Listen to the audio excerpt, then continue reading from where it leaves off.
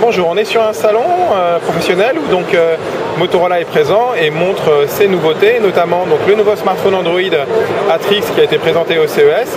Et donc c'est Étienne qui est chef produit chez Motorola qui va nous présenter ce nouveau smartphone Atrix.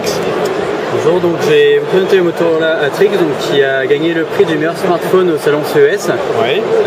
Donc ce téléphone il a gagné le prix pas pour rien parce que c'est vraiment un téléphone très haut de gamme.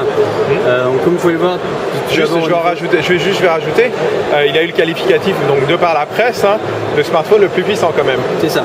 On verra après pourquoi. C'est ça. Donc tout d'abord au niveau, on va voir le look rapidement. Donc tout d'abord vous voyez c'est un téléphone donc 4 pouces. D'accord. 10,2 cm. Ça il fait 960 par 540 au niveau de la résolution, donc une bonne résolution. Donc c'est une résolution qu'on appelle QHD, d'accord. On va voir sur le design sur le côté, d'accord. Voilà. Donc derrière, vous avez un design assez brossé. Petit V carbone, plastique, assez sympa. Et donc vous pouvez voir ici qu'on a donc une caméra donc 5 mégapixels qui peut faire des captures en 720p et un flash LED. Et vous avez également un lecteur d'empreintes digitales ici, donc qui permet de déverrouiller son téléphone grâce à ses empreintes digitales. D'accord. Ce qui est un plus, on est le premier téléphone à le faire. D'accord. Pour les vidéos, donc enregistrement de vidéo en 720p à 30 images secondes, c'est ça? C'est ça, oui.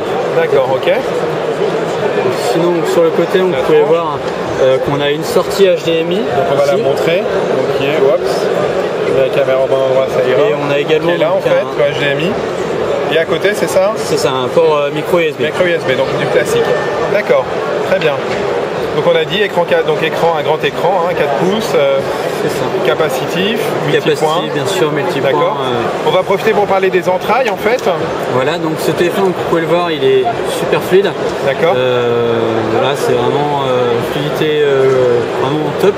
Tout ça parce que on a également un processeur donc double cœur de 2 fois 1 GHz sur ce téléphone qui en font donc le smartphone le plus puissant du marché. Donc c'est Nvidia Tegra 2. Exactement. Donc, qui intègre une carte graphique avec, ce qui permet d'avoir un téléphone qui est plus puissant qu'une PSP, notamment sur la 3D où il bat une PSP. D'accord. Ce qui est intéressant aussi, c'est qu'il y a beaucoup de mémoire intégrée aussi. Exactement. Donc on a 16 Go de mémoire intégrée.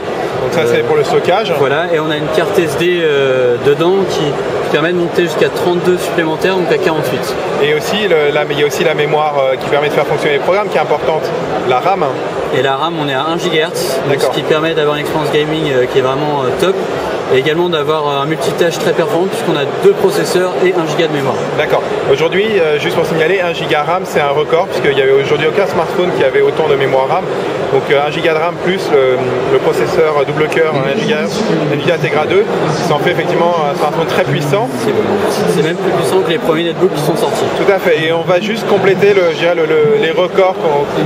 En termes de records, il y a aussi une batterie aussi qui est très importante. 1930 mAh qui est associée avec l'écran QHD. LCD QHD qui permet d'économiser beaucoup de batterie, par exemple 3 fois plus d'économie, 3 fois moins de consommation sur l'écran blanc par rapport à l'écran AMOLED d'un Nexus One. Vraiment une économie de batterie qui est vraiment optimisée et en plus on a un gestionnaire intelligent et 1930 mAh de batterie qui en font un smartphone qui a vraiment une autonomie prolongée. Ouais, ça c'est un record, on n'a pas encore vu de smartphone avec une batterie aussi importante. Pour l'instant les plus grosses batteries on était plutôt autour de 1500. Donc on espère que l'autonomie sera au rendez-vous. Je ne sais pas si vous avez des chiffres annoncés pour l'instant. 9 heures en communication, c'est le chiffre que j'ai.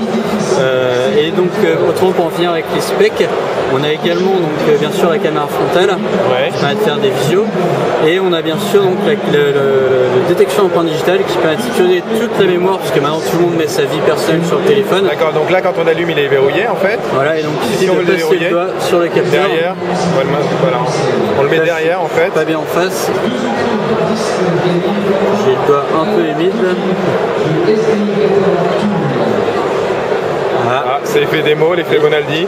Les joies du direct. Ça ne veut pas marcher. Voilà, donc juste en passant le doigt derrière, on déverrouille le téléphone. Donc il suffit de configurer ces 2 index. Index main gauche, index main droite. Et donc du coup tout le contenu du téléphone est protégé par son empreinte. D'accord, ok.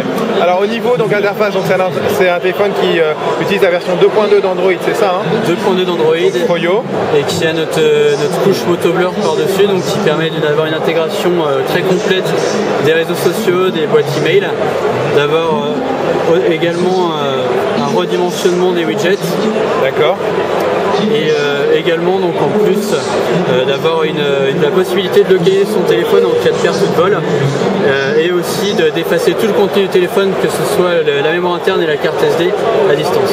On le fait par une interface web, c'est ça? C'est ça, d'accord. Par une interface web sur le site Motorola. D'accord, au préalable il faudra avoir déclaré son téléphone, je suppose. En fait, quand on allume le téléphone pour la première fois, on peut créer un compte Motorola et tout ça est possible. Alors deux questions, donc il est Android 2.2, donc Froyo. Est-ce que vous avez annoncé une mise à jour 2.3 pour la Trix? Pour le moment, on n'a rien annoncé sur d'éventuelles mises à jour. Ceci dit, nous, on est sur une plateforme Android et on met à jour tous nos téléphones d'habitude, comme le Milestone, comme le défi qui va passer en Froyo. Et donc, d'autres téléphones, c'est fort possible qu'à l'avenir on le fasse passer en Junior Bread. Mais pour le moment, on n'a pas de date à communiquer, on n'a pas de confirmation sur les autres. D'accord. Une question sur Motoblur. Est-ce que c'est comme sur le défi où au démarrage on peut dire non, on ne veut pas de Motoblur et on passe en. Très bien, ça c'est très bien ça. Ça permet donc d'être sur une interface standard. On ne peut pas forcer le client à choisir un service. Donc au démarrage, bien entendu, on peut passer l'installation. D'accord. Juste pour dire aussi, les boutons ici sont entièrement tactiles en fait. C'est ça. Donc c'est assez sympa. Voilà. Ok. Est-ce qu'on a de quoi se connecter à Internet ou pas là? Oui, je vois du 3G. On peut essayer de. Tiens, bon, on va aller sur un site. Là, c'est le browser. On va aller sur un browser. Alors d'ailleurs, au niveau donc Internet, c'est un téléphone qui a une antenne dédiée pour le téléchargement. D'accord. Donc c'est un des seuls téléphones qui a ça. Il a une antenne qui est vraiment spécifique au téléchargement.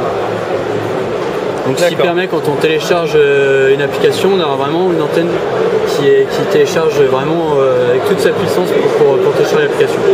D'accord. J'essaye d'un doigt de taper GPS & Co mais j'y arrive pas. GPS, c'est un S. Oui. A. Voilà, GPS & Co il est là.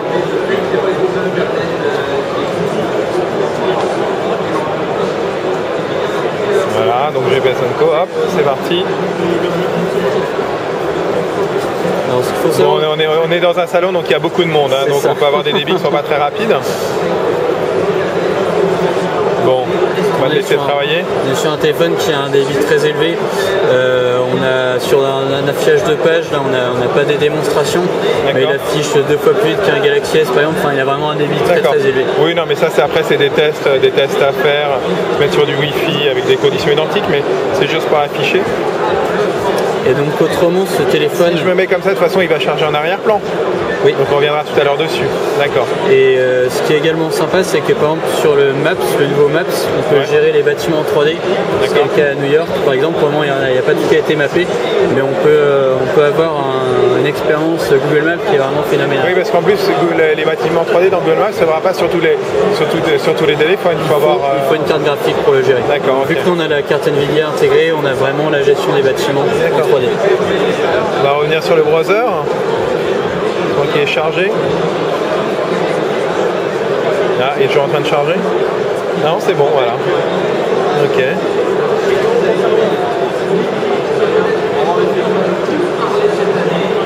Et en plus, on parle de la Trix ici.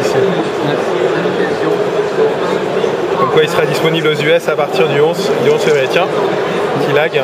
Ok. On est encore sur du prototype, hein. Il reste encore quelques développements à faire. D'accord.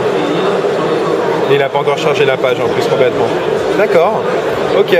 Donc au niveau, alors on a vu, je pense qu'on a fait un peu le tour de ce téléphone. On a fait le tour de juste l'utilisation smartphone. Ouais, juste l'utilisation. On va vous montrer aussi autre chose dans d'autres vidéos. Il sera disponible quand, Étienne? Ça, on n'a pas encore une visibilité claire sur la disponibilité en France. Ce qui est sûr, c'est qu'il sortira en France avant l'été.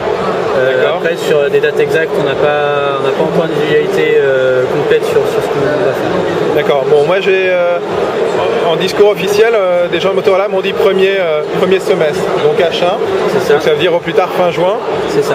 Et bon, et moi je vais dire les rumeurs que j'ai, les rumeurs me disent juin pour le mois de France. Donc on espère que ce sera au plus tard en juin et pas après. Et on a une idée du prix ou pas? Alors pareil sur le prix, on n'a pas finalisé nos offres.